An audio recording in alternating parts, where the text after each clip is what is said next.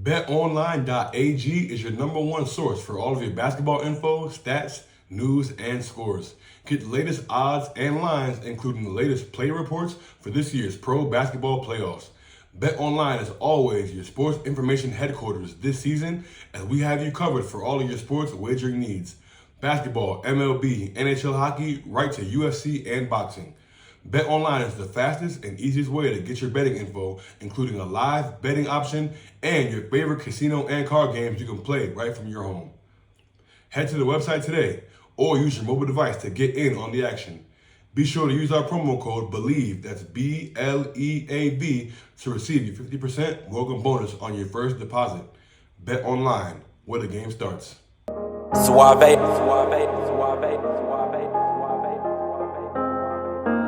I've been in my bag for a while, I'm invincible. Story of a young boss, grinding shit get critical. Calling on my bros one time, cause you special. I had some hoop dreams of right rounds for my mental. Every target that I shoot is on point like a pencil. Different route, change relationships, I'm so sorry. Came up from the trenches and I made it, I say hardly. Now. Alrighty guys, we are back with another episode of the What's in Your Bag podcast presented by BetOnline. Today we got, as you can see, my four brothers with us. The Barbershop, you know what I'm saying? This is the group chat manifested into real life. To give you guys a little bit of background on the Barbershop, number one, man, I think it's a group chat that we kind of brought together. Number one, obviously the joke, you know, being on each other, but, you know, more so to uplift each other, send positive reinforcement, you know, faith-based, everything, man. So I think that this is, you know, we out here in LA kicking it, having a good time, but, you know, also working and fellowshipping at the same time. So for all you guys watching on YouTube, make sure you guys are liking this podcast, subscribing to this podcast, telling a friend to tell a friend, because it goes a long way. We're going to have a bunch of wonderful conversations I think you guys are going to enjoy, but like I said, make sure you guys are subscribing, because, yeah, you know what I'm saying, we need this to get out there. But without further ado, man, like I said, it's the shop, you know what I'm saying? So before we kind of get into the nitty-gritty, man, how did we meet? You know what I'm saying? I guess I'll jump it off first. Obviously, this is my little bro right here, you know what I'm saying? So we've been locked in since 96, you know what I'm saying? Locked in since 96, you know what I'm saying? But the first person I met out of the shop was my good brother Trey. Zeta chapter, you know, kind of brought us together. Shout out to the fraternity. You know what I'm saying? A-Phi.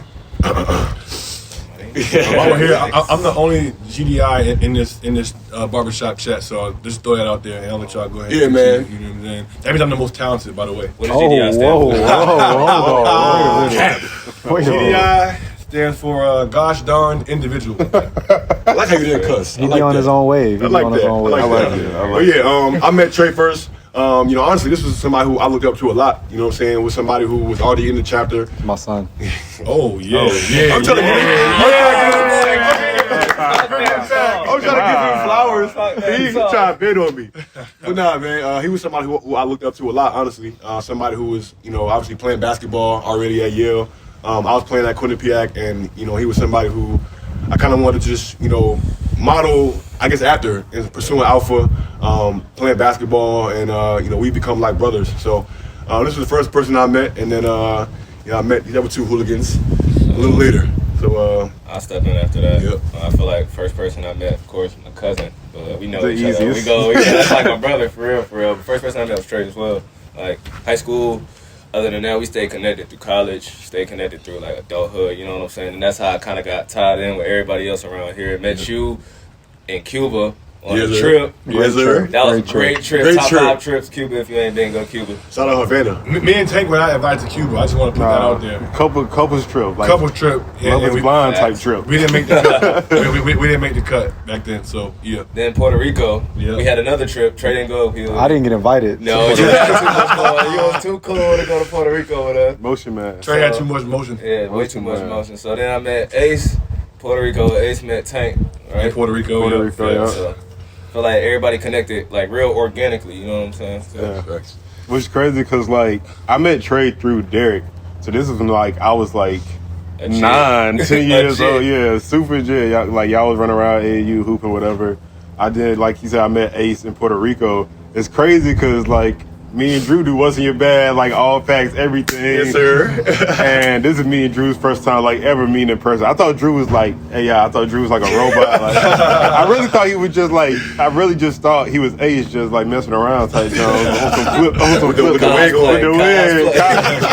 cosplaying as Drew. But yeah, so that was my way of meeting everybody. So.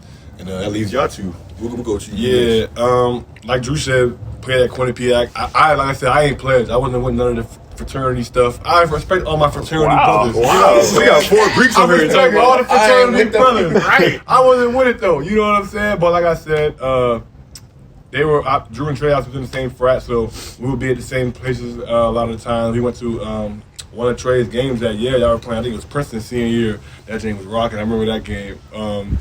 And so yeah, me and Trey connected. Who knows somebody that game? Yeah, me and Crank knows somebody. Yeah, that was crazy. We gotta get the clip. But yeah, met Trey through Drew at Quinnipiac, and then met Scotty. He came to DC for New Year's. Wild night. Bad news. Wifey trip back at the time. I was single, as you can tell. I'm not single anymore, but back then I was single. You know what I'm saying? Hey, he went. Hey, clap for him. He would have taken that so bad. But back then I wasn't invited to the couple things. I was fifth wheeling in DC. Scotty was there, Drew was there. You know what I'm saying? Both of these dudes was dead weight. DOA.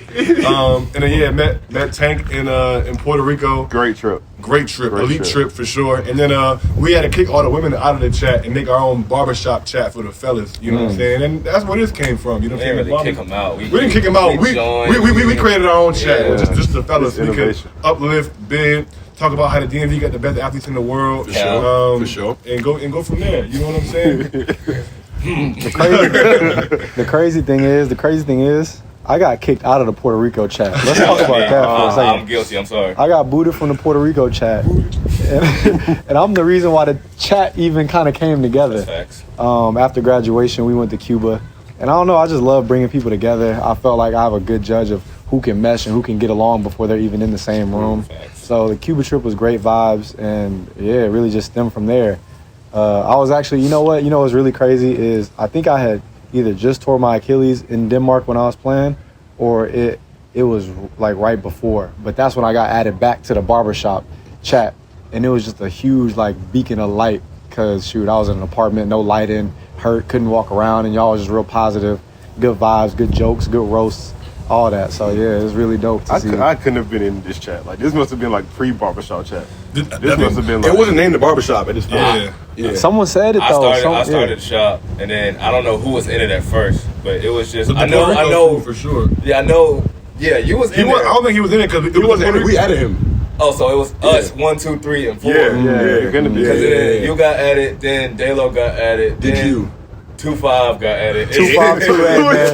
Shout out to our fallen brother 252, man. We got a ghost member in the chat. Look, hey, The like, 2-5 that boy came to DC with? Yeah, so Okay. all right, so the 2-5. All right, we got a mysterious man in the chat. That's not really mysterious. Hey, shout out my boy Theo. Shout out my LV, my Trey, Theo. Yeah, man, Theo's a real person. Like not like Drew. Drew is not real. I'm AI.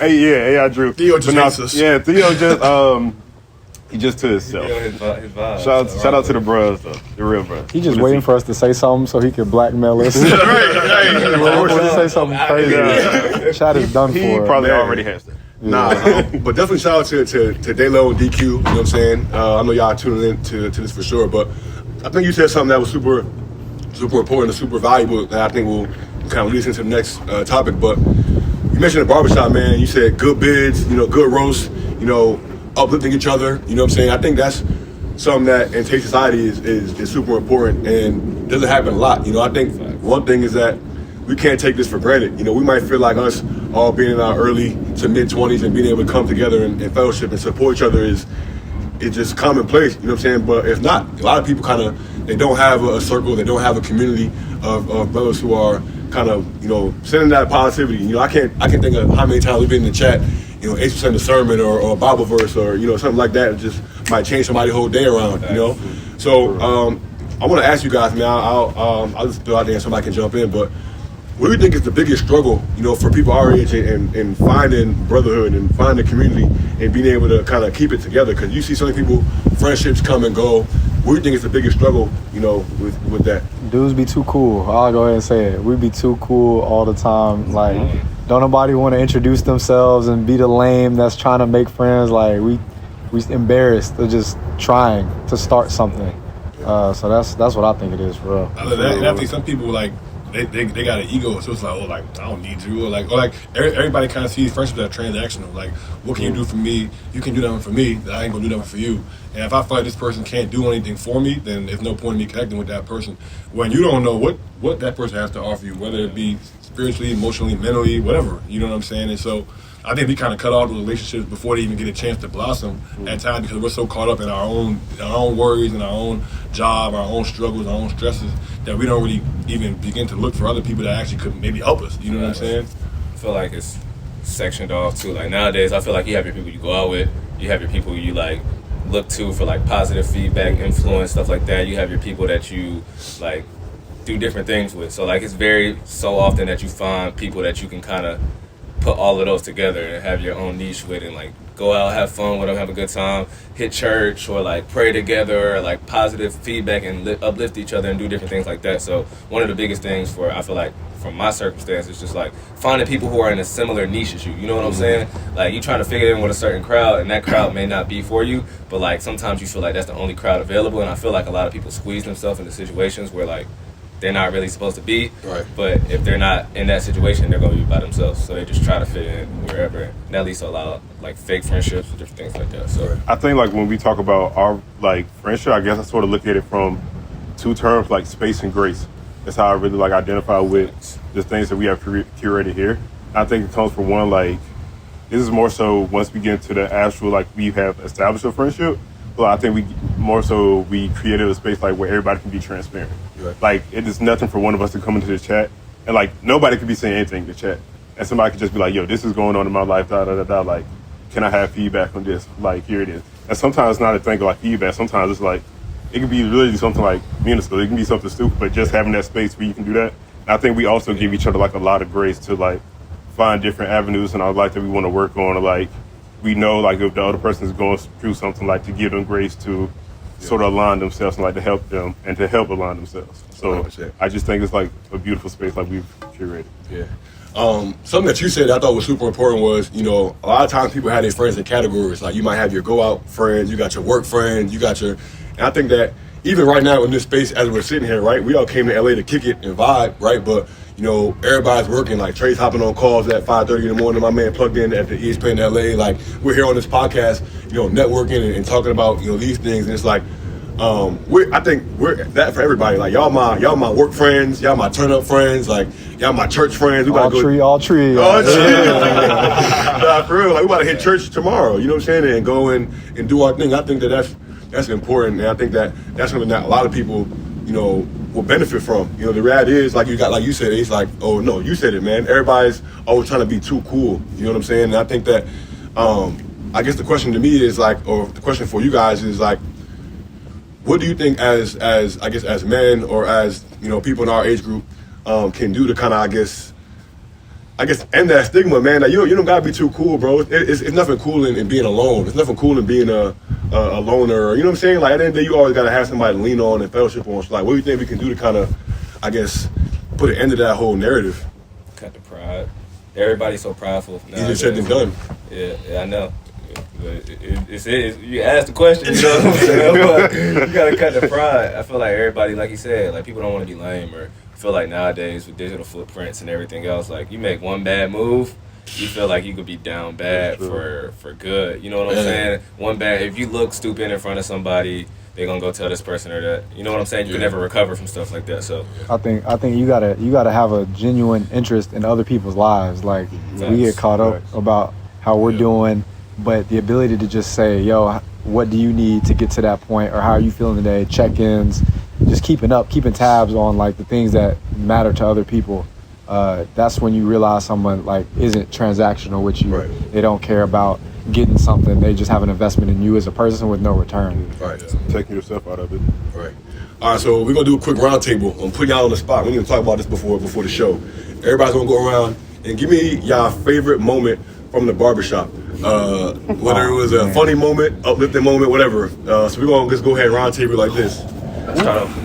Somebody else start off. I can't start off. Nah, we going with Trey. You started off. How about that? Me? Yeah, you got the question you've been You got thinking the on. Go question, so ahead, you start probably us gotta off. answer. Yeah, you got the answer. Man, my favorite barbershop moment.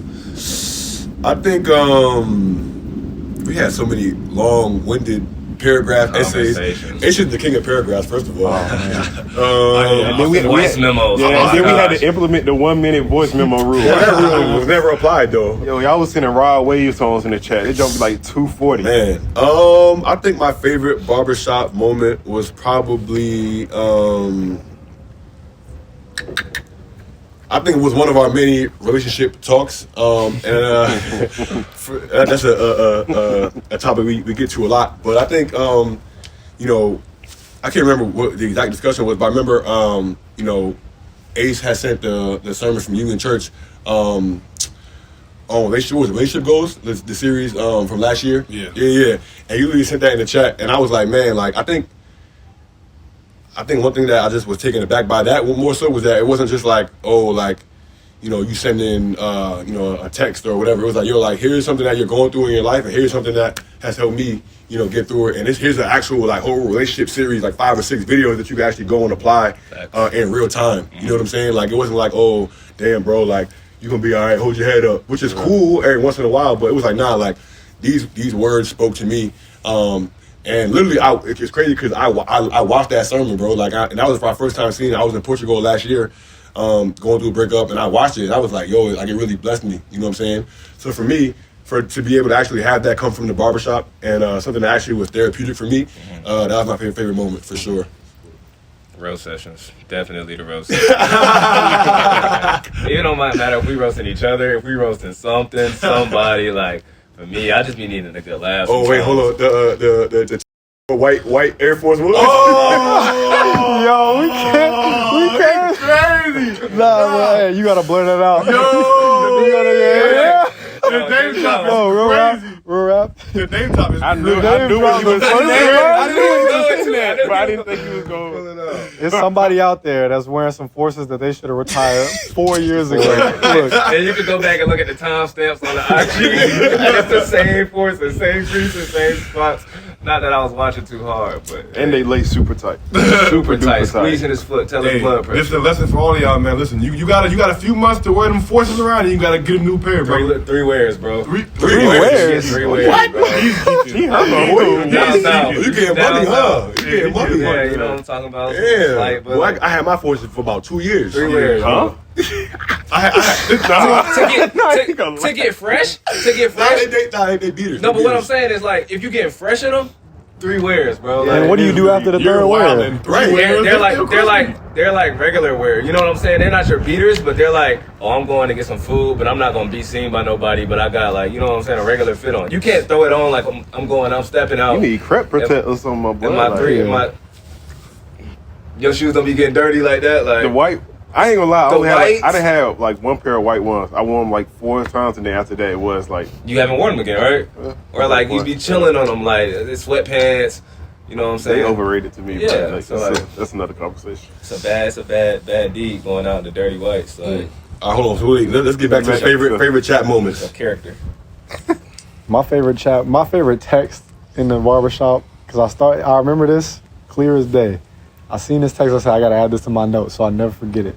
It was a day that TJ said, we gonna take over the whole Western Hemisphere. I know that conversation. He said, I think he had just got a cut. So, when you get a cut, you feel in top 5. Top You feel in top 5. Nah, you get a good, and like you feel like the razor on it. You top 3 though. With the white? Well, yeah, with the like not the with the white. white. I don't like the I don't chalk. like the white. How That's about like top what's it 15. called? The Beijing. The Beijing. The good Good Beijing. Beijing. What's the Bad Beijing? bump. If you wear He'll know Beijing, about that. What's the Beijing? He'll know about I've never heard Beijing. of the Beijing. Yeah, you gotta round of applause for that.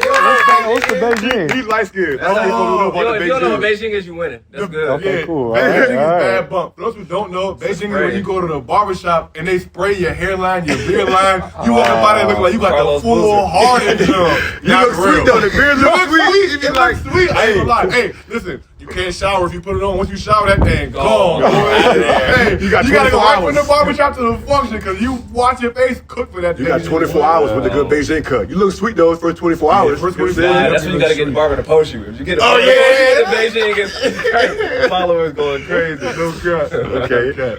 Favorite moments. I don't got a favorite moment, bro. I just love like every time that we can like go in there and just kind of like come like vulnerable with something we dealing with, something we struggling with, and just get like encouragement, like get grace, like and I think we put so much pressure on ourselves to show up perfect in a lot of spaces. So having a space where you don't have to come perfect, you know what I'm saying? Where you can come and you can be vulnerable, and you can get encouragement, and you can get like. Why are you laughing?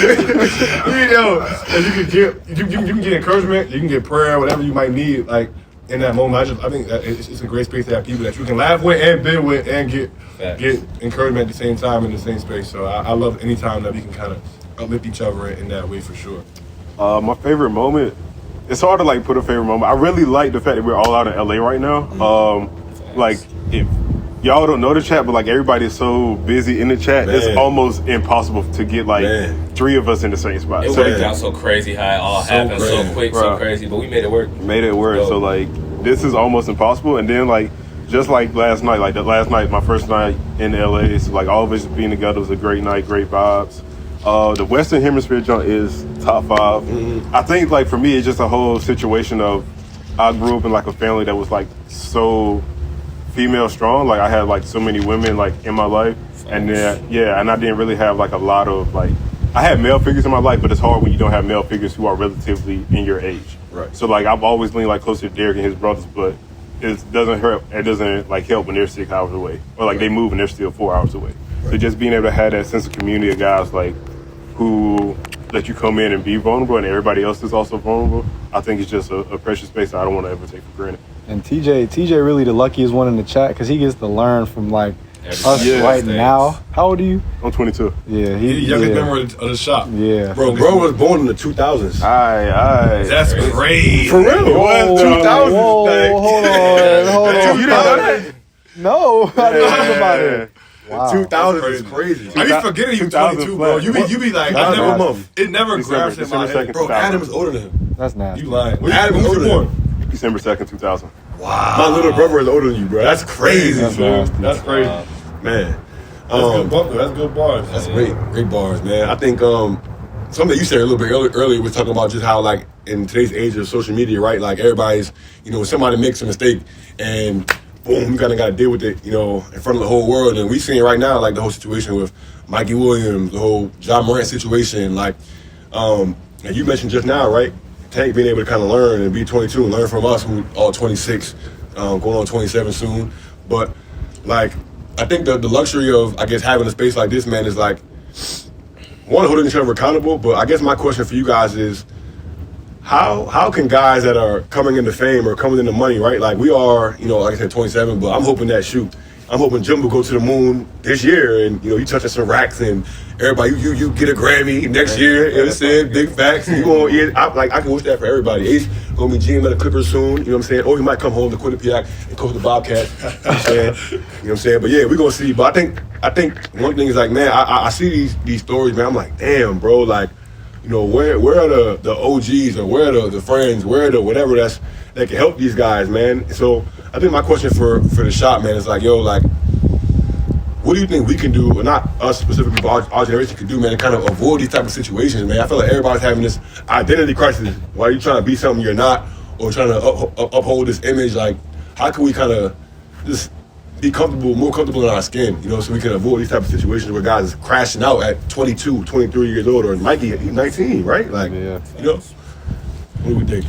I think the first thing is easier said than done for some people, because I think when you grow up with like all these people do in environments where you have people around you that have certain ulterior motives, you know what I'm saying, where they're trying to make sure that they, you know, eating off you, whatever that might be, it's definitely a lot harder. But I think we have to, I think it was Nick Saban said this, because obviously after the whole Brandon Miller situation that happened at Alabama, that whole situation, like, we have to be in control of where we are, what we're doing, who's around us. Like, there can't be any, like, oh, he was in the wrong place at the wrong time. At the end of the day, like, you choose who you hang around, you choose where you go, you choose the people who you surround yourself with at the end of the day. So like you have to be proactive, so you're not being reactive at the end of the day. So like, if I'm a person that has money, and I know that if I have people around me that are, I'm not gonna say crash dummies, but be crash dummy type timing. Define a crash dummy for people that don't People know. that have nothing to lose. So like, if you have nothing to lose, well, I can't have you around me because I have something to lose. So if you got nothing to lose, You can lose your hairline tomorrow.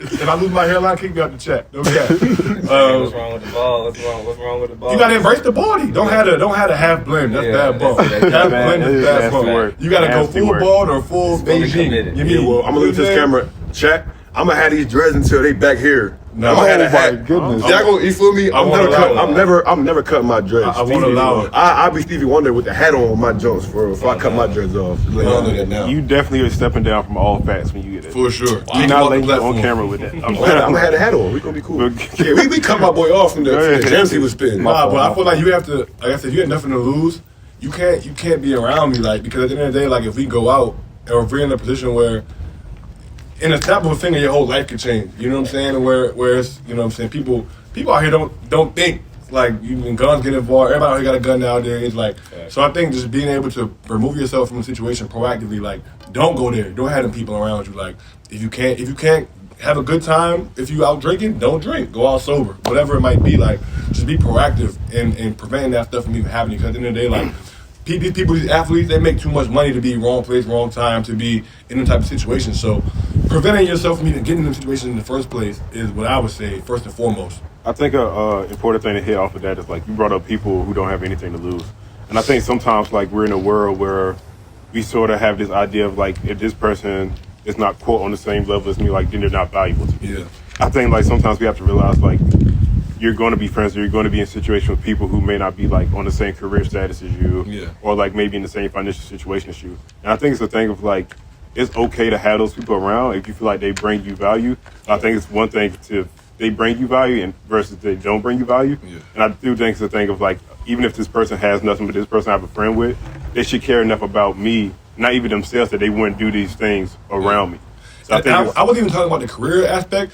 If you got a mother, you got a son, a daughter, true. you got kids, you got something to lose. Anything to lose. But some people out here just like, oh, mindless. Like, I'm not saying, oh, if you got a 6-figure job, you got something to lose. No, if you got a kid, if you got a mother that care about you got a brother that care about you, You got a got life something to in lose. general. We all have something to lose. So, like, people that out here moving, like, they just, you can't be around me. I didn't want to cut you off, but that was good. Finding people That's that a problem. respect that boundary is really important as well. Like, a lot of the times when your life changes certain ways and you find new things, not find new things, but you attain new things to lose, a lot of people don't respect that boundary. You know what I'm saying? for I'll sure. use my example. Like, I got kids, so I have to move a lot differently than a lot of the times where how I used to move before I got kids and before I had a wife and stuff like that. So, like, sometimes people won't understand that, and they'll kind of isolate themselves off of that. But if you find people around you and you can reflect on the people around you and they all embrace that with you and try to make your situation more efficient, it's a good bump. But, like, if not, you know what I'm saying, that might be a situation that you either have to communicate with that person. If you communicate, they still don't understand, it's raps. Like, you just gotta love them from a distance type of vibe, you know what I'm saying? So, set boundaries and have people around you that respect your boundaries. yep. I gotta ask you a question though. So you mentioned just now, like, you married, got 2 beautiful kids. Appreciate that. So for you, right? But you're also rapping, right? And the culture of rap and music is not very family oriented, if you will, right? You rapping about whatever you rap about. You know what I'm saying? I'm not saying you particularly, but the industry, right? How have you been able to stay true to yourself and, like, who you are?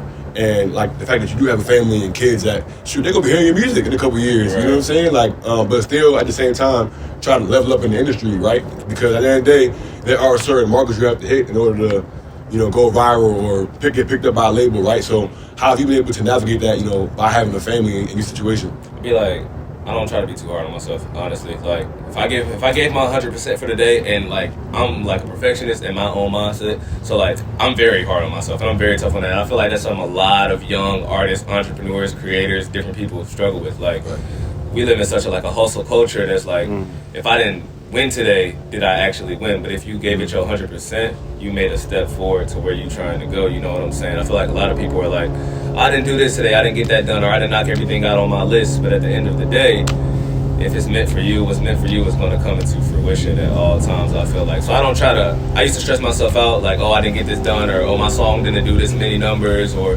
different things like that.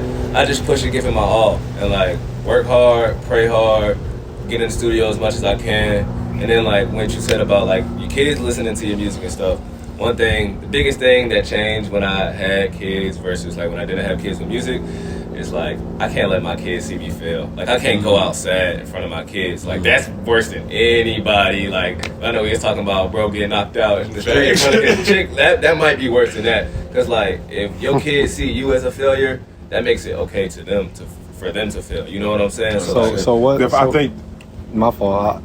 I just wanted to ask, like, what is failure to y'all? That means something different to everybody. If we could go around and I think quitting is failure, and like not quitting in terms of like, oh, I'm gonna stop rapping. You know what I'm saying? But like, not giving something your all. Two, not trying as hard as you can. So if I'm gonna do something, I'm gonna do my best at it. And then if other opportunities arise from that, then I'm going to, I feel like I should take those opportunities. But like I would hate for me to like just give up on rapping or to stop rapping or to get down on myself because I didn't get something that I thought.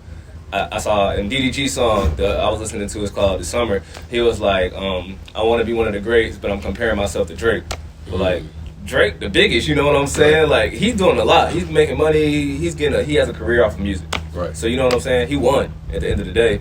But we live in a culture where you constantly comparing yourself to whoever's above you, or like because that's where you want to be. So like I feel like failure, to wrap that all into one little thing, is failure is like quitting. Failure is selling yourself short of something that you know you can accomplish. I think what I would say is kind of conversely almost to what you were saying. I think the way I think about it is like, I think I want my kids to see me fail so that they could then see me get back up.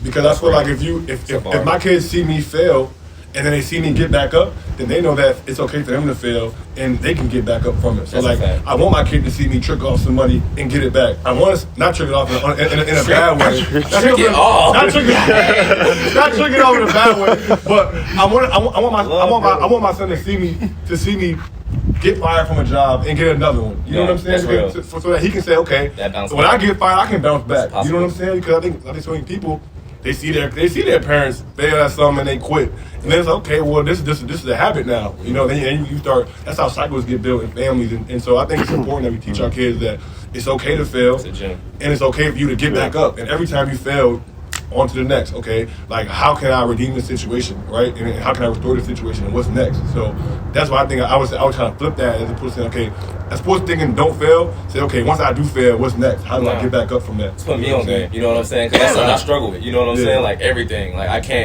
I hold myself very like hard to that. Because especially with your kids, they watch everything you do, everything you say. Yeah. Kids be repeating stuff that you said last week. You know, like where you hear that from? Right. But like they hear and listen and watch everything. So that's real game right there. So let me ask a question.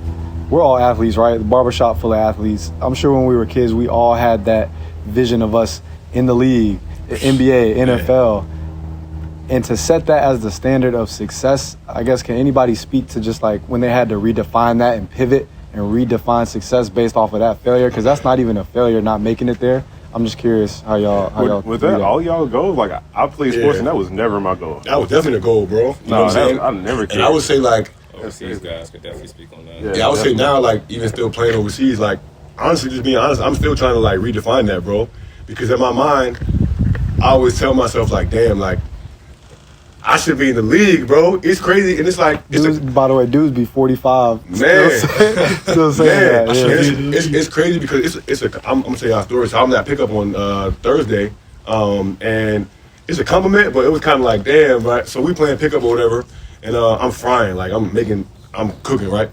So Buddy comes in the court like, yo, bro, where you play at, bro? I'm like, oh, yeah, I play in Japan. He's like, damn, bro, like, you need a 10-day, bro. Like, you should be in the league. Like, the way you shoot. I'm like, oh, thank you, bro. Like, you would think that's a compliment. But my mom, like, damn, like, feel me, my brother work for the Clippers right now. I feel I should be in the league. You know what I'm saying? It makes you think, like, damn, did I not make it to my goal? You know what I'm saying? So I feel like I'm still trying to redefine that success and figure out, all right, like, how do you look at basketball in your career and be like, you know what, I defied the odds, or I maxed out my potential. You know what I'm saying? At the end of the day, it's like, the only thing you can measure yourself up to is, did I maximize my potential? Like, at the end of the day, when I go to sleep at night, when I retire, when I put the basketball down one day, can I say I gave it my all? Like, I gave basketball everything that I had. And if I would have, something that you said too when we were talking, it was like, yo, if I would have spent 20 more hours in the gym or 100 more hours in the gym, like, would I have made it to my goal? It's like, nah. You feel me? It's like, if you could say you put everything into basketball or whatever your craft is, it's like you could feel like you had a successful career or a successful life, man. So I feel like, to answer your question, I feel like I'm still trying to redefine that, bro. And like, all right, well, hopping into this podcast space, like, what does success in that space look like? What does that active basketball space look like? And I think it's a constant evolving journey. You know what I'm saying? I don't think you ever, even LeBron James, like, yeah, he's successful, but I feel like to him, there's still mountains he's trying to reach. There's still things he's trying to climb. I remember Kobe was like, when he, retired, he was like, man, I want them to remember me more before I do in my next chapter than what they did in my basketball career. It's like, Kobe, you were 5-time champion, 20 years in the league, like one of the best players ever played. I want them to remember me for my act, for my, when he won the Academy Award. It's like, yeah, I want them to remember me for this. It's like, bro, what? Like, you know what I'm saying? It's like, so it's like, if you ask LeBron, do you think he would say he's successful? Probably. He wants to be more. But it's always more you can achieve. So he already plotting to try to own that team. And, right. You know what I'm saying? So, like, yeah, I don't think the hustle never ends. But I think it's just a thing of, like, we have people who are on the outside always have a different idea of what success looks like versus the man who's actually in the arena. Right. And I think that's just a thing of like, when you really start to break down what you want your success to be, you sort of realize, like, it's not about the metrics. Because we like to use metrics, like, we have to say numbers never lie. We like to take, like, we keep saying sports, but like we like to take LeBron and Jordan, like, compare the numbers and everything. But I think it's really just a thing of, like, what you really want your success to be, and then really, like, sort of know how to navigate that. No, my fault. No, go ahead. I feel like you're gonna. Nah, you just bounce off of it. Yeah. You just you sparked something crazy, because how people perceive you on the outside versus what you think you are right now and where you're working towards. And what I mean by that is, somebody told me, they were like, look, bro, whether you made it to the G or made it to a roster, you don't look any different to me. And I was like, whoa, that was a whole moment. I'm thinking they're gonna perceive me a certain way because I'm on the roster. Yeah. And I was halfway there, and they still see me as, like, you made it. Yeah. So at that point, it's like, there's nothing left to do from other people's standards. So you got to just define it for yourself. Yeah. I think. Go ahead. No, I was gonna say, kind of just building off that. I think as athletes, we put so much stock in our own head on like our value as how high I can get. So, okay, can I get to the league? Okay, can I become an all-star? Okay, can I do this? If I'm overseas, can I make it to EuroLeague? And we kind of define our value, like, as athletes based on, like, how high we get in that particular sport. And I think that's why you see so many athletes, when they're done playing, they have trouble, like, defining who they are, their identity, because their whole lives they define themselves as, I'm a basketball player, like, I'm an athlete. And then when that ends, it's like, okay, like, who am I? What's next? But I think what you guys were talking about, kind of with LeBron and with Kobe, is like when you see the successful people everywhere, it's the mindset. Like, those dudes, and anything, I don't care if you're a doctor, if you're a basketball player, a lawyer, like, that mindset of, like, what's next? How can I improve myself? Like, okay, what more can I do? Like, always trying to add more to your package, like, is how you really see success. You know what I'm saying? When you kind of switch that, when you turn that switch from okay, I'm an athlete, to, okay, like, now I'm not an athlete anymore, but what's next? Right. You see guys starting podcasts and doing gym building and doing all these type of things where it's like, I'm not an athlete, like, I played basketball, you know what I'm saying, but that's not who I am as a person. You know what I'm saying? So yeah. I think just always having that mindset of, okay, like, what's next, right? Like, how can I improve myself, whatever, is truly how you kind of flip that switch and turn to the next chapter of, okay, what's next in life? You know, you can kind of have a healthy state of mind, honestly, because it's taxing on your mental health. When you kind of value yourself on, like, how high I can get in this sport that's only gonna last. If you were Michael Jordan, you only play until you 40. You know what I'm saying? You still got 50 more years of life after that. So I think something like this is very important to sort of bounce off of that. Is, like, also realizing what's very intimate to you, and then learning, like, how to hold that close. And I think that also goes into, like, success and not looking at it from a career standpoint. Like, I think a lot of people look at sort of like this thing that I'm in now, or just where I'm in my career now, like being someone who's 22 and like at ESPN, or like being able to get ESPN as my like first job out of college. And like a lot of people look at that for me as success. Right. And then for me, I'm like people always ask me, and I'm like, it's cool. And like people are like, I think like it sometimes it gives off the wrong energy, but like to me, it's the thing of like I don't believe like I have truly been successful yet, because in my mind I'm working on like all the personal things that I feel like are really going to make me a better man. So to me, like that's more success. I think I'm doing strong in my career, but like long term, like I'm not even looking maybe to even stay in this space this long. Right. It's just more so a thing of like, to me, being successful is like when I get up today, and like yesterday I didn't make my bed, but today I make my bed. Mm-hmm. So now I'm building like all of these stronger habits that I really want, that are really making me a man. And I feel like those are things that really making me successful. So bed sleep better when it's made. I'm not gonna lie to you. Yeah, 100%. I make my bed. It's cooked for that. This guy. I got a question though, because I want to ask everybody, because again, like, you know, Tank's at ESPN, you know, Trey's in the tech startup space and content creation, you know, corporate America and rapping. You in NBA front office, right? Corporate America and rap. Yeah, that's crazy, right? Crazy. Double life. Yeah, Double life. Right. But I want to ask y'all, right? So we mentioned, man, we all play basketball, right? And then, you know, we were talking about this the other day, Trey. It's like when you're an athlete, you know what a good day looks like. I woke up in the morning, I lifted, right? Facts. Then I went to the gym and I shot 200 shots, right? Then I came home and I got my treatment, my rehab, and I stretched and I'm out of watch film, right? You can go to sleep knowing, bet I had a great day. I'm stacking the days together, right? So I want to ask everybody, because we're all in different spaces, right? Like, what does a successful day look like to you, right? Hey, I'm gonna go last. Y'all go. All right, so I'll start with Derek, and we'll work it this way. That's something I struggle with heavy. After I finished like playing sports, I couldn't figure out, like, because like you said, you make yourself you're happy when you get all those things done for your day. You felt like you got better. Right. But when after that, I was like, all right, I went to work, came home, rolled up, had it chilled out, kicked it. You know what I'm saying? So like that was something I really struggled with. But for me now, I feel like a good day, I still have to. I learned to build that regimen up again. Like, wake up, I want to work out at some point in the day. So I prefer to do it early. So I'm gonna try to work out at some point early in the day. Take my kids to their daycare, sitter, or like some similar situation like that. I want to be able to knock at least 3 to 4 tasks in my job. So like, if that's just corporate things, I ain't gonna go too deep into what I do and whatever. But like, consulting with different people, right, having calls, knocking all those different things out. With music, I try not to put too much pressure on myself because it's a creative space. So like one thing I used to do was I used to be like, oh, I gotta write a song a day. I gotta grind, I gotta hustle. But like, I make way better music when I just let it flow. Like when I just have 30 minutes and I'm able to like just chill. Or like when I have a free night, I'm about to just go to the studio and just get some time. So I think still having a regimen in my day where I can work out, do something for my health, do something for my brain, do something for my spirit. Like, I'm real big on like mental, physical, spiritual health. If you knock those 3 things out, if you add to that and then you have a good meal, that's a good day. I think for me, a good day is control what I can control.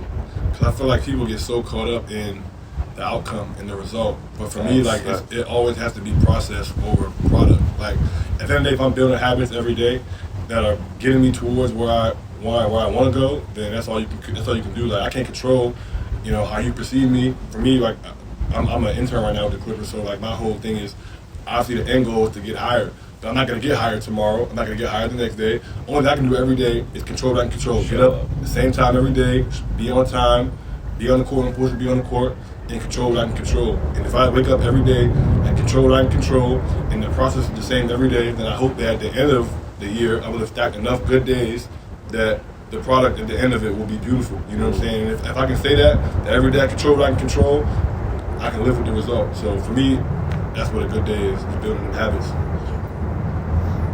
Oh, you're not going?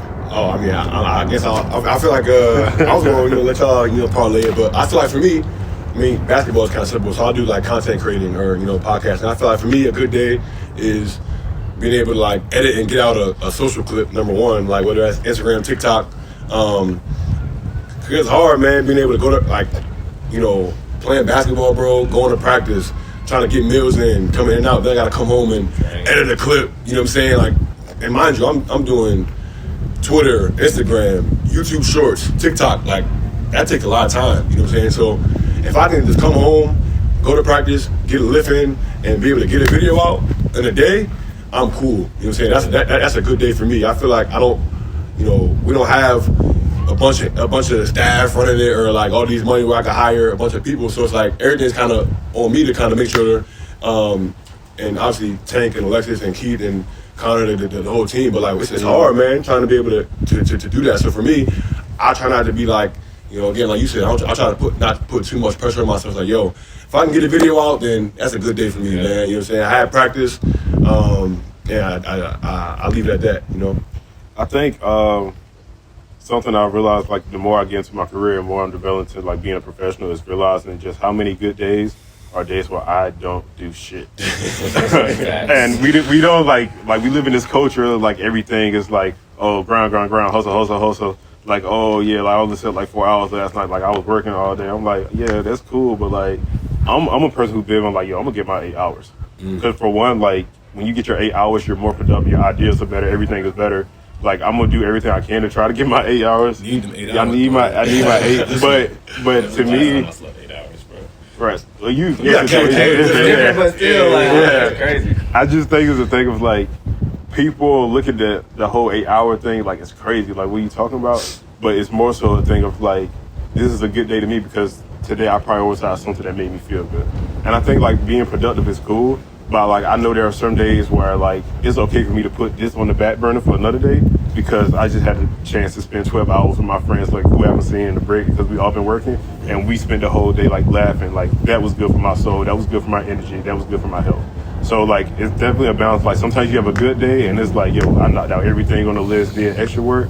But like just learning how to find a balance like that. Some days your good days look nothing like you sitting down and knocking out your whole agenda. Sometimes a good day is you truly enjoying the day.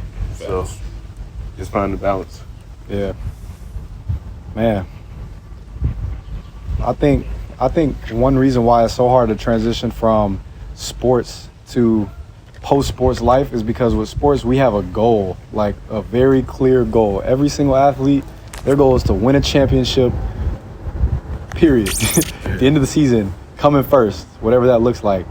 Then you get rid of that and it's like, all right, I have to define what that goal even is and work back from there. So if it's win a championship, you got to have 100 practices, 80 lifts, like 80 team meetings, whatever it is. But if you flip over and don't have that, it's 10 times harder. And I guess that's one thing we're doing right now with my sports tech startup. Y'all know what it is. But we have to have a sales goal or a growth goal and then say, what are the things we're doing? Whether or not we sell, we show up and do every day. So whether it's marketing, we're posting content. The sales, we're sending a message, or whether it's a partnerships meeting or whatever, just trying to like further support that revenue goal, that growth goal. And yeah, I think that's something that's just hard to do unless you have somebody that's kind of been there before and understands like it's hard. It's hard to just transition and expect to just hit the ground running. Right. So you got to have somebody that can kind of sit you down and really say, yo, what are you trying to do? All right, here's how you accomplish it. I remember when I was there, this is what you should do, basically. So yeah, I guess the last piece of that is just finding a mentor that you want to get like and just say, yo, how do I get like you? Yeah. And not being too cool to ask to put yourself out there and surrounding yourself with people that are further ahead in life, whatever career goal it is or life goal, and just taking it a day at a time like all of y'all said. I had a gem that I want to drop right there. If you could hate on somebody, it's a 100% chance that you could take something from them. Anybody that you could hate on, you could take something from them. Instead of hating on them, you know what I'm saying? Like, being real negative, you could probably take one thing from them, that person, and add it to your lifestyle. Because that hate is really just envy anyway. You just envy for something that they're doing for real the whole time. So. I took some out of KD's bag. I'm going to use it on y'all tomorrow. You know what I'm saying? It might get spooky. So, bucket. On that same note, man. Yeah, on that same note, let's talk about it. What you about to say? Let's talk about it. If you think about it, DMV clearly has the best hoopers in the world. And they ducking this weekend. And I think with that being said, we got 3 North Carolina residents on this podcast. The Hoop State. What do they call North Carolina? The Hoop State. I don't know. It's called the Hoop State. It's called North Carolina. The Hoop State. North Carolina. If you go on any website and type in the Hoop State, y'all seen Showtime. PG County, basketball county, in the water. It's in the water. Y'all from PG? It's in the water. Y'all from PG? I'm from Montgomery County. So why are we talking about PG? Same thing. DMV. No, PG, same thing. Moco, it's all the same. African and Asian not the same thing. So pick one county in Carolina if you're gonna do that. Pick Mecklenburg is way What is better than Mecklenburg? In PG County? Y'all ever heard of Mecklenburg before? Y'all are not from PG. Where you from?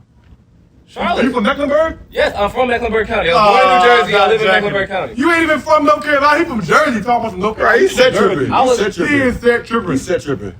Didn't you live out here? At fourth grade, I wasn't born here. Right, I wasn't right. born here. From Sacktown. I wasn't born here. So I wasn't born I here. say where you're from is where most of your experiences are from. I was 11 when I moved down to North Carolina. So like 11? You was a wait. You spent 11 years in Jersey? yes, and I spent. And you spent North Carolina? Okay, and I'm 26, right? Back him I'm up. 26. So I spent I never knew this. 15 years in North Yo, Carolina. Trey, bro, I never knew this. 15 years in North Trey, I Carolina, never knew this. 11 in New Look at Jersey. me. Trey, him up. hold on. 11, Hold on. 0 to 11. So Everybody knows your fundamental years, them young years. 0 to 11. So when you was my from 0 third to grade 11 bowling and got party, voted, my third grade bowling party has more life your experience. fundamental years was in Jersey. Middle school and high school. You from Jersey? No, so- your fundamental Wow, years are he's middle school from and high school. Jersey. I- Jersey boy. My number is 908. You know this. Huh? My number is 908. You know this.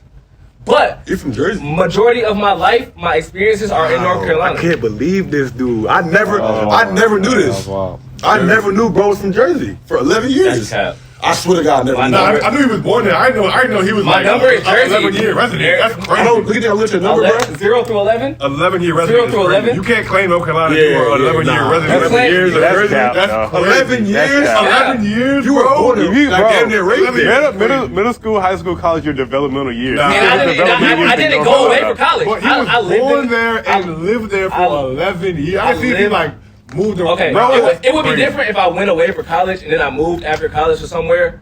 I moved to New Jersey. I moved to North Carolina from 0 to 11. Right? Moved to North Carolina. Went to school, middle school, high school, college, post grad. Wow. All in North Carolina. All in the same city. You from Jersey, bro. I don't Yeah. care. Let's get back on topic though. Let's get Hey, back on topic.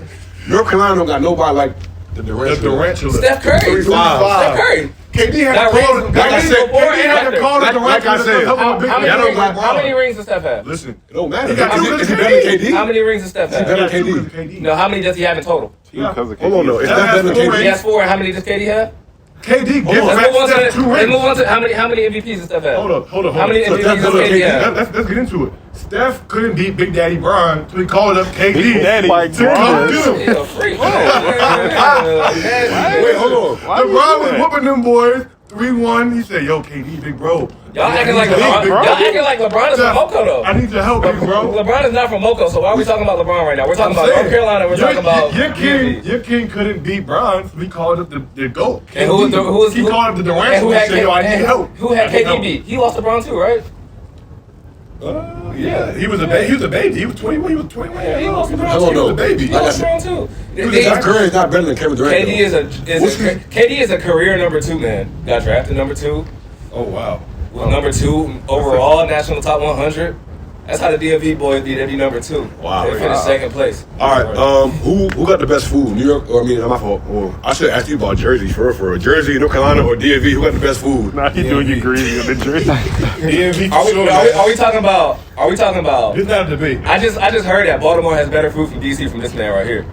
I So mean, they all- Baltimore's not DMV. So are we talking about Virginia? Why DC, is or Baltimore Maryland? not DMV? Hold on, let's do a drive real quick. Let's do a drive. Wow. All right. DMV versus North Carolina. I want your top 3 picks. Top from 3 picks? Anything, no hoopers, like anything. Any category.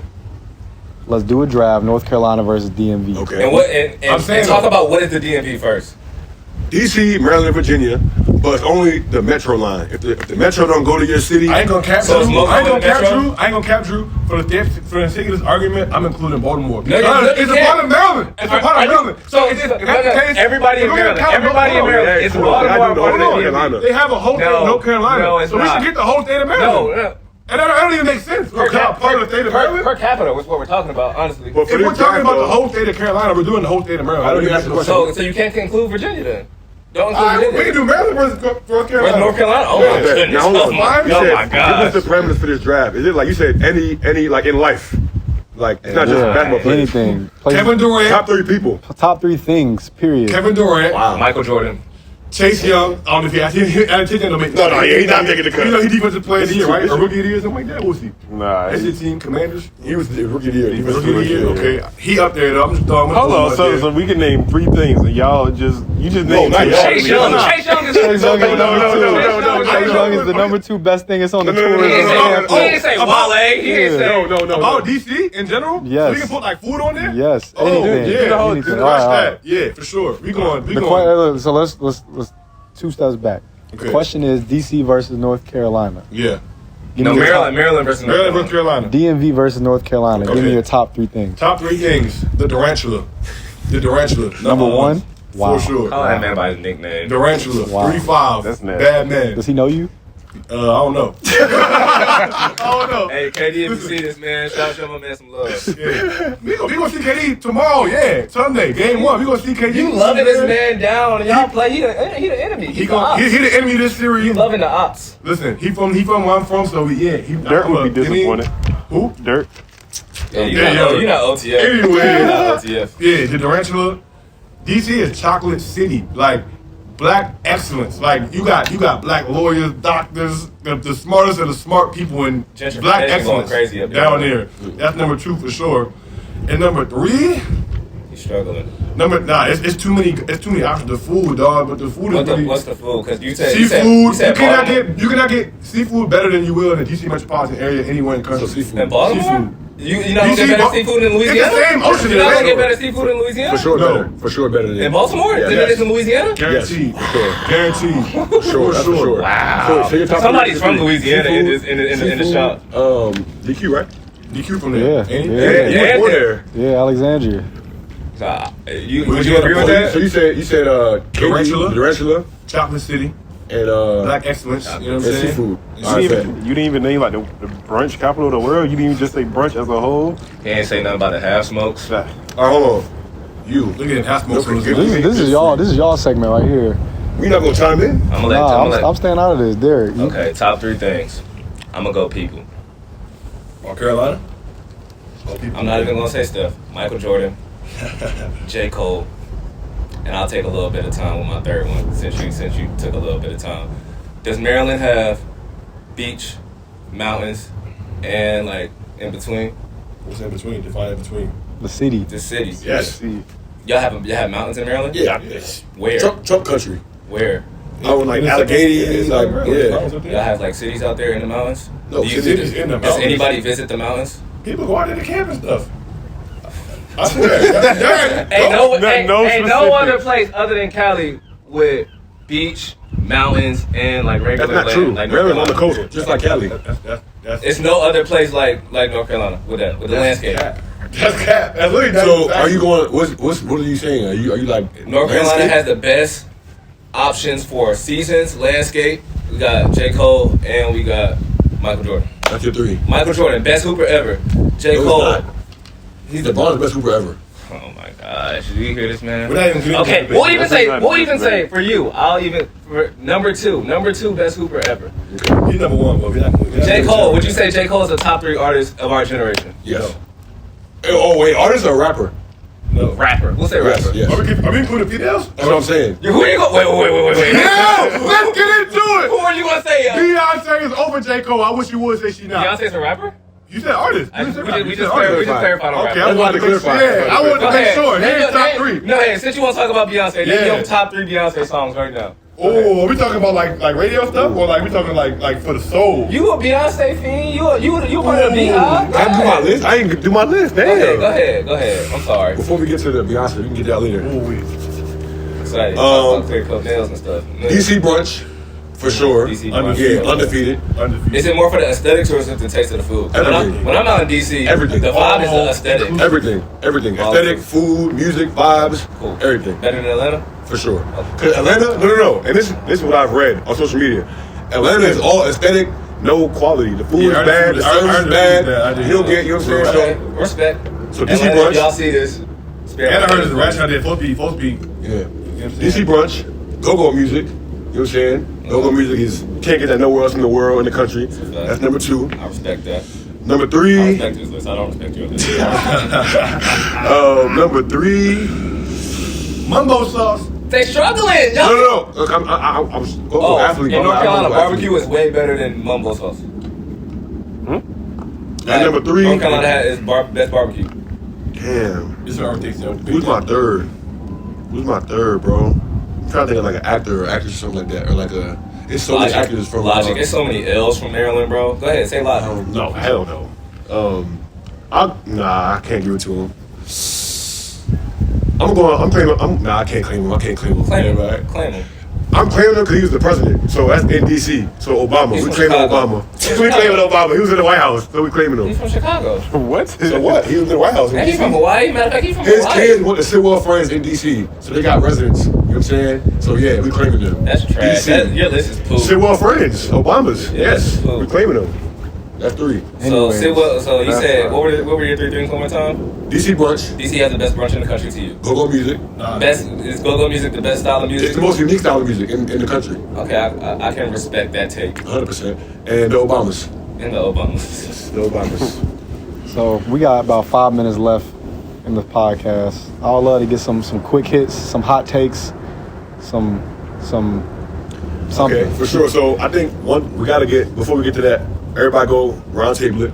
How you bounce back from an L? We gotta. Ooh. You know what I'm saying? Or you can tell a story of, I mean, if you want to. You can go That's a testimony. either how you bounce back from an L, or tell a story of when you took an L and what you did to bounce back. Man, That hit home. depends on what type of L, man. Also, to keep it general, how you bounce back from an L? All right. How do I bounce back from an L? I do something that I know I can win at, right? Like revert back to something simple. Make your bed, get a workout in, get a haircut, like feel good, get some kind of juice back going, and then just sit down and redefine like what we gonna do, plan out next steps, keep moving. Really, that's really it. Y'all be making y'all bed, huh? That's interesting. Not a bed maker. You just be having sloppy, huh? You just be hopping in bed sloppy. Hopping that thing. Hopping out that thing. Hopping that thing. How about you? How to bounce back from an L? Best way for me to bounce, I think for me, it became a thing of realizing like, you just gotta actually realize like the L exists. And that's just for everything in life. Like if you have emotions, like I was also the type of person who like didn't acknowledge emotions either. And like those like went sort of hand in hand. The first thing you do is just like realize like you took the L.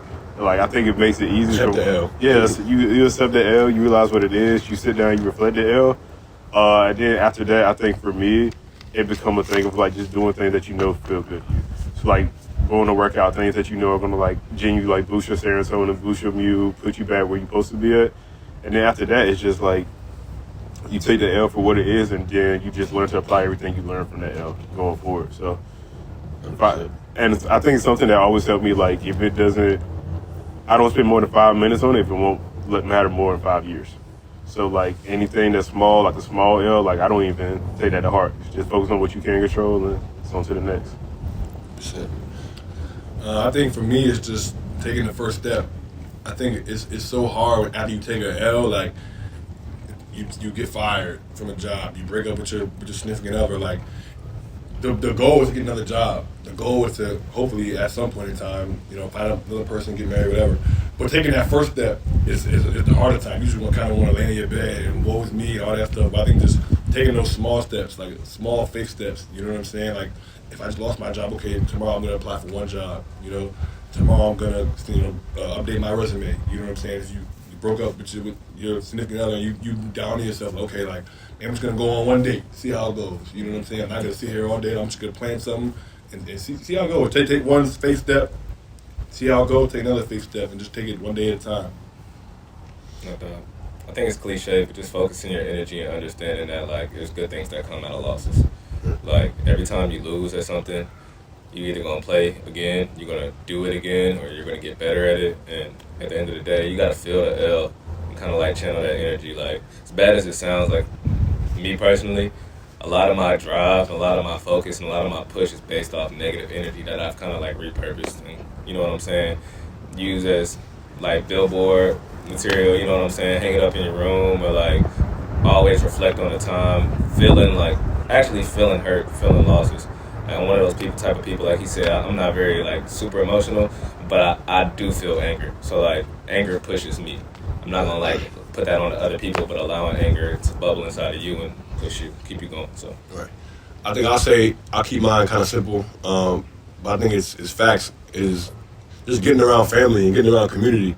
I know a lot of times when you take that L, it's like you feel super alone. You know what I'm saying? You feel that sense of embarrassment or shame. It's like, damn, like you don't want to be around your homies. You don't want to pop out in public, and you know what I'm saying? So I think just getting around community and getting around family. Because at the end of the day, you know, if you get around family and you get around community, they don't care about the L's you took. You know what I'm saying? I was listening to people like in the NBA, like they literally talk about like who'll lose a game in the playoffs. It's like when you go home, your kids don't care about that game you just lost. They don't care nothing about KD giving you 50. You know what I'm saying? Like they just want daddy. That's all they care about. You know what I'm saying? It's like all that just kind of takes their mind away from it. So I think that same logic can be applied to everyday life. You take that L, just get around family, get around community, and get around people who are gonna see you for who you are and not the job or the relationship or whatever the case may be. So that's what I would say, man. Last thing I say real quick on that, I think too what's extremely important is like reframing the L. And as opposed to saying like, okay, like, dang, why did this happen to me? Saying, okay, like, how can I bounce back from this? You know what I'm saying? Like a wise prophet once said, a loss ain't a loss, it's a lesson. Appreciate the pain, it's a blessing. You know what I'm saying?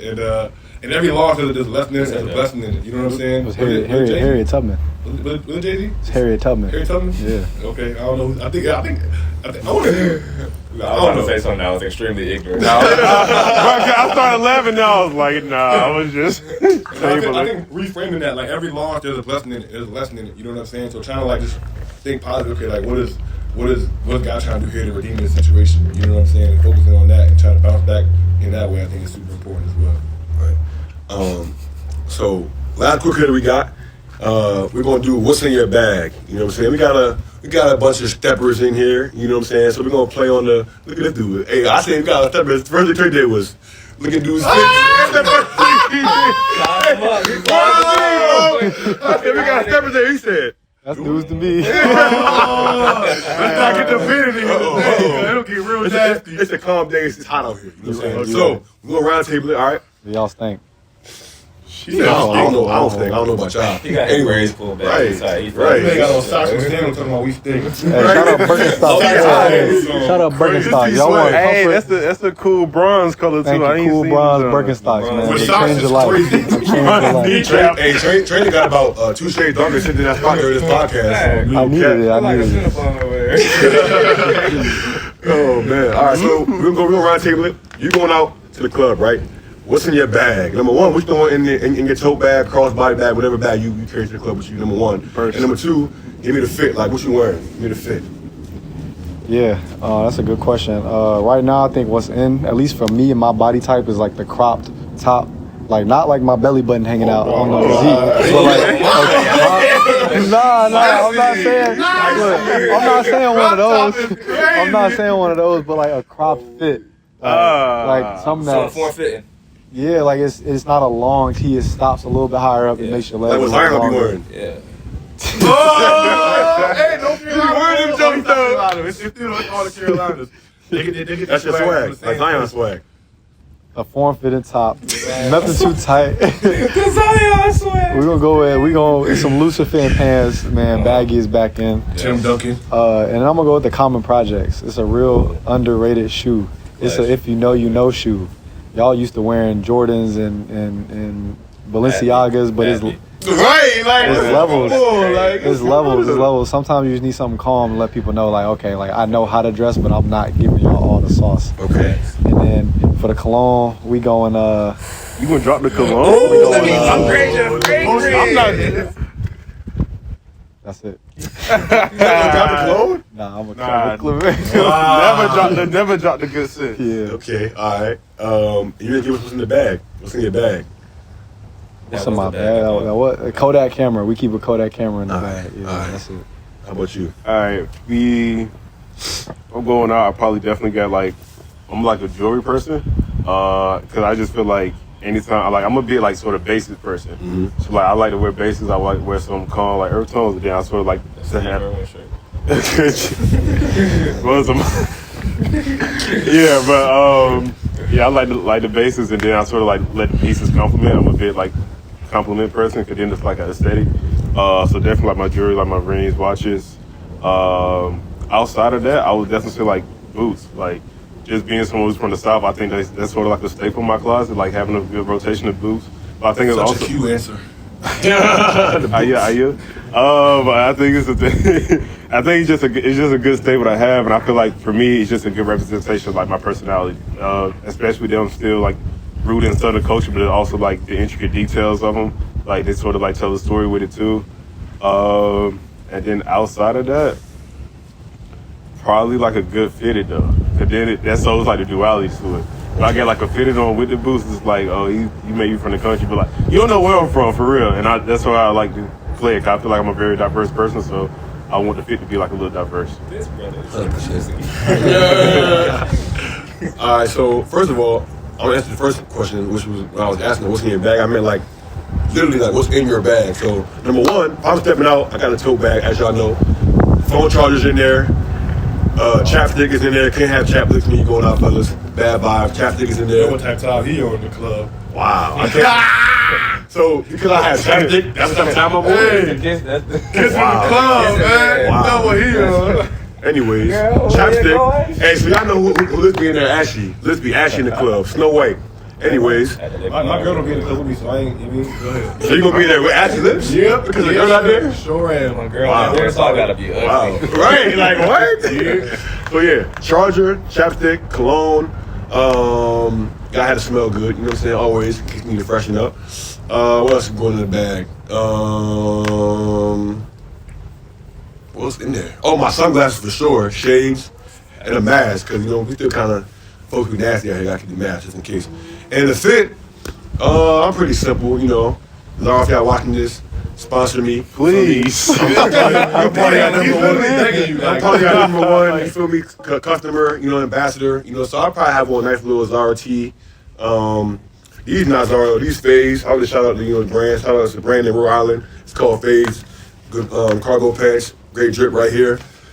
Shoes, probably some Jordans, or you know, if you're out peep, I like to always have my ankles out, so I might go with some low top shoes, something like that. But keep it real simple, man. You know what I'm saying? And then lately I've also gotten to the oversized drip a little bit from being in Japan, so might catch me with an oversized shirt, oversized hoodie, something like that. But yeah, you know what I'm saying? How about you, Ace? You are single-handedly like head of the brand for Zara. And Yeah. Sponsor me. Let's tap in, man. Let's do business. Yeah, I'm real basic. You know what I'm saying? I'm not about to really get into all the. I'm not a dresser. I'm not even about to sit there and cap like I'm a dresser. I'm also a man, so I don't wear tote bags. You know what I'm saying? Wow, I'm not a man. You know what I'm saying? I don't wear tote bags. Y'all can't wear tote bags? Nah. Utility. It's That's- utility. No. Wow. Cap. I'll do the little side. A little side mini satchel. purse. You do a fanny pack. Little fanny pack. Little fanny I'll do a purse. fanny pack. I can have my charger, But my the soap sunglasses. You know what I'm saying? I'll put that in the fanny pack. Need a charger at all times. Other than that, bro, I'm gonna keep it basic. I like wearing my tees. You feel me? Like I've been in a Jesus church. They got a lot of little base shirts. You know what I'm saying? I throw on one of them. Yep. Amen. Jeans. I'm gonna wear my J's. I'm basic. I really am. Ashy lips. I don't care, bro. I don't care about none of that. My ankles. Oh, I like my ankles out too. If I go on a brunch, I'll switch it up. I got my little like Igaru pants. I think those you know what I'm saying, the European cut Johns, good drip. Low top kick, and then the button-up shirt. You know what I'm saying? I throw a little necklace on, a little watch. You know what I'm saying? And then a good Valentino motion spray. Shout out my baby girl Chelsea for getting me that. You know what I'm saying? You watching the Jesus. Oh yeah! I'm gonna get it in every time. Every time. Yeah, that's it though. This boy's in love. Yeah, Wow. I'll get it every time. Go ahead. What's in my bag? Gotta have a fresh Gotta drink, have some it gum. mints, some deodorant. It's hot Deodorant in the outside. club? In the club. It's hot Wow, outside. Brush. Need the brush. Facts. Good Oh, I brush. forgot. I had a brush. Floss. Comb too. Need the floss. Bro, y'all got y'all whole like medicine cabinet in y'all tote though. Good brush. I'm coming very, and what am I wearing? I like to wear like what I call local designer. So support businesses around you, support other artists and creators and making stuff. I got my faith pants on. 4 Seasons is my stuff. Nice little leather strap for my peoples. Hat, Amari Delore, so like just supporting people around you, you know what I'm saying, wearing different things that different people are making. Because one thing I'm gonna tell you is when you go other places, you're not gonna find nobody with what you got on if you got it from somebody you know what I'm saying? So just a little gym, but yeah, That's all for me. Okay, I like that. First of all, shout out to Four Seasons Drip too. Make sure y'all tap into the merch. Cop Good up. merch. Yes, sir. Good merch, man. Damn, it's crazy how fast time flies. We have a good conversation, man. But shout out to the shop. Shout out to the shop. You know what I'm saying? This has been a good chop session. Good chop session. You know what I'm saying? Always. Good guys. Definitely just want to shout out to you guys. I always end off every podcast episode giving flowers. You know what I'm saying? So I just want to give all of y'all flowers, man, for number one, being brothers of mine, and being able to just hold me accountable, uplift me. You know what I'm saying? I already told Trey, like I said, he's somebody who I met back in 2016 who I always looked up to just from a basketball, how you carry yourself, you know what I'm saying? And even now, bro, stepping into the tech space, everything you're doing with Jimbo and your startup, content creation, bro, super inspiring. So keep doing what you're doing. You know, I already know you got amazing things coming in the next year, next 365. My boy, youngest in charge, ESPN, 22 years old, 2000s. Definitely, like I said, shout out to you, man. Crazy, this is the first time we met in person. It's wild. And I felt we locked in, you know what I'm saying, like this. So keep doing what you're doing, bro. I know you're going to be at, in front of the screen on ESPN real soon, you know what I'm saying? So, like I said, keep doing your thing, bro. I'm going to go to Derek next because I'm going to leave the twin brother for last, you know what I'm saying? But proud of you, bro. Everything you're doing from, like I said, honestly, for me, you inspire me a lot as far as how you carry yourself as a family man, bro. Getting married, you know what I'm saying? Raising 2 kids, bro, as a young black man at 26 years old is not something that should be taken for granted, bro. So I want to give you your flowers, bro, for handling that and just giving me inspiration, bro, on how to move, throughout this space. So, like I said, bro, much love and respect. And like I said, I already know 4 seasons going up. Yes, sir. You know what I'm saying? Stay tuned. My dog, my round ace bug, you know what I'm saying? The reason I'm out in LA, you feel me? I didn't come to Maryland. Like I said, bro, keep doing what you're doing as far as, working your way through the front office. I'm super proud of everything you've been able to do, transitioning from playing basketball every day with you from when we was kids, bro. Like, legit, every basketball memory I had has been with you, so being able to transition that now and seeing what you're doing with the Clippers has been super inspirational, super inspiring. Keep doing what you're doing, bro. Super proud of you. Super happy. Obviously, my boy had to shout out Chelsea. So, obviously, that's super inspiring as well. And seeing how you've been able to turn your life around and with Jesus and just kind of live, proudly in that. It's super inspiring, bro. So, like I said, bro, love you, my dog. Keep doing your thing. You know what I'm saying? Got a couple more weeks to get before I go back to Japan. But, yeah, man, it's the shop. You know what I'm saying? So, for all you guys listening to this, make sure you guys are liking this podcast, subscribing to this podcast, give us a 5-star rating. It goes a long way. Follow everybody on socials. I'll let everybody kind of, they got, I want to plug y'all brand, things like that. I'll open up the floor to you guys. We gonna link them. You gonna link them? Say no more. Right there, just like that. All right, fellas, that's a wrap. Catch y'all next time. Okay.